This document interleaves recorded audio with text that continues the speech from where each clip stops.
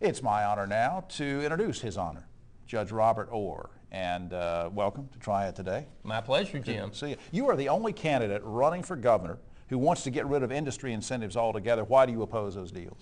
For a number of reasons. First of all, I'm primarily opposed to these targeted incentives that go to just a handful of primarily large international corporations that are exploiting the system to get huge tax breaks and cash grants. It's bad public policy, and interestingly enough, all of the other gubernatorial candidates have, in essence, admitted it's bad public policy and that we need to change the system. But no one's willing to go out and say, I'm going to offer proposals. Well, now, Judge, critics say that voters really don't care about this issue. So my question to you would be, why should they?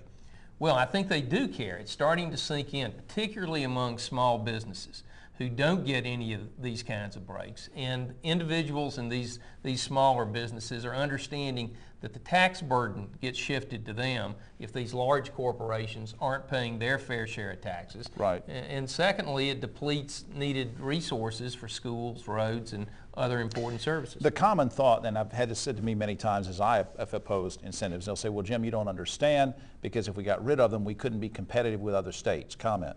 Well, that's the sales job that those people making money off the system want to sell to the public. And the bottom line is North Carolina has many things to offer to businesses, both those looking to locate and those looking to expand here. And if we create a great business climate, we don't need to, in essence, bribe large companies to come here. Well, would you support, let's say, I'm just going to pull this out of the air, would you support a federal law that would ban these kinds of incentives that just sort of, propagate one job against another, an incentive, and pit states against the other? If that should come up, would you support that? Well, I certainly would, and that's one of the proposals that I've put out on my website, or2008.com. But also, we've got a huge problem in North Carolina of local communities and counties competing against each other to move businesses intrastate, or in some cases intra-county, and that's fundamentally wrong. It's a wash item at that point, at best.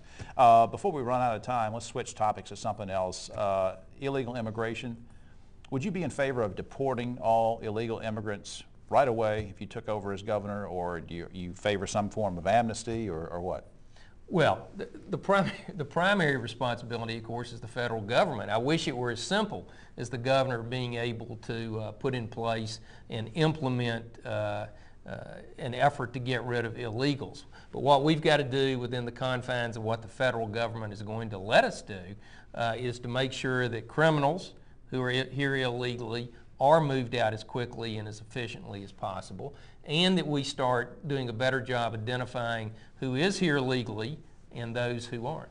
Why did you leave the bench to run for governor? I actually didn't. I left the bench to take over the North Carolina Institute for Constitutional Law because that was an area of particular interest to me, and I spent 3 years doing that, and it was only really about a year ago that I started seriously considering running for governor. That's interesting. I'm not sure we've had too many judges run. Before we run out of time, I think I read somewhere that you went to UNC Chapel Hill? Undergrad and law school.